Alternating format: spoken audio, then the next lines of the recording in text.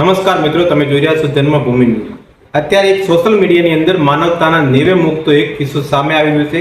લાખણી તાલુકાના મોરાળ ગામે એક દીકરી દ્વારા એવો આક્ષેપ આપવામાં આવી રહ્યો છે, એના પિતા ઉપર આક્ષેપ મૂકવામાં આવ્યો છે કે એમના પિતા દ્વારા એમને 2 લાખમાં એક રાજસ્થાનના દલાલને વેચવામાં આવી અને દલાલ દ્વારા પણ એમને આગળ વેચવામાં આવી હતી અને એમને ત્યાંથી પડી દડી અને આપણા ગુજરાતના એટલે કે આગથળા પોલીસ સ્ટેશનની અંદર ફરિયાદ પણ આપવામાં આવી છે। તો તમે પણ વિચારી શકો છો કે કળિયુગની અંદર આ કેવી કેવી ઘટનાઓ રૂપ લઈ શકે છે, તમે પણ જોઈ શકો છો મિત્રો। અને આપવીતી એ ખુદ છોકરી એ જણાવે છે, એના મોઢેથી તમે પણ સાંભળો। બેન, તમારું નામ શું છે, તમારું પિયર ક્યાં છે અને તમારું સાસરું ક્યાં છે હાલમાં? અમારું પિયર ડીસા છે, સાસુ મોરાળ છે। મારું નામ છે જલ્પાબેન ધીરજકુમાર। મારે મતલબ 3 સાલનો છોકરો છે મારે।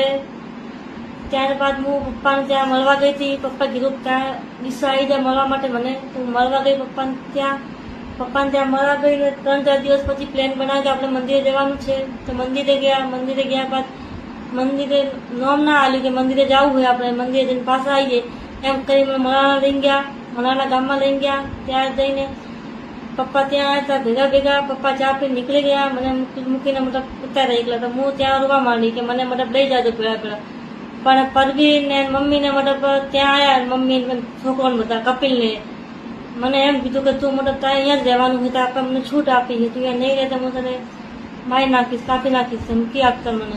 એટલે હું ત્યાં રહી 4-5 દિવસ ત્યાં રહી મંજીતા માટે બધું કર્યું મેં મારે।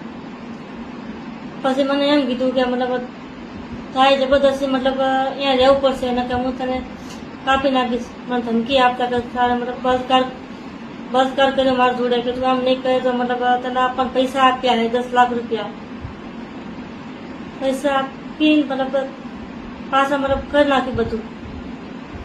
એ કરીને પછી મને મોકો મળ્યો 4 દિવસ પહેલા, એટલે મેં પતિને ફોન લગાવ્યો ધીરજને ફોન લગાવીને વાત કરી। એ કહે કે તારે મતલબ આવવું હોય તો તારી રીતને આવી જજે, સમાજને જોઈન કરીને આવજે અને પોલીસને જોઈન કરીને આવજે। તો હું મારા ત્યાં ભાગી છૂટી, ગાડીમાં કહીને ભાગી છૂટી। ત્યાંથી આવી પોલીસ સ્ટેશન આવી આવીને અરજી આપી અને ત્યાં મતલબ બધી વાતો કરી કે આજે તું મારે લગ્ન થયેલા હતા અને મારે ત્યાં શું નથી કહેલું ત્યાં, અને પપ્પાને મતલબ બધું કરાવે મારા જોડે અને મારે મતલબ ત્યાં જ રહેવાનું છે મોરાલમાં જ, અને રહીશ તો ત્યાં જ રહીશ મોરાલમાં, ના કે જીવીશ તો ત્યાં જ જીવીશ મોરાલમાં જ। ના કે નરસિંહ ઝાકડીવાળો એ પણ પરવીનભાઈ આવ્યો તો 2 લાખ રૂપિયા લઈ ગયો ત્યાંથી। અત્યારે મતલબ પ્લાન બનાવે કે તું મતલબ કે તને જતો રહીશ, પૈસા મતલબ જબરદસ્તી કરીને જતો રહીશ અને ઉપાડીને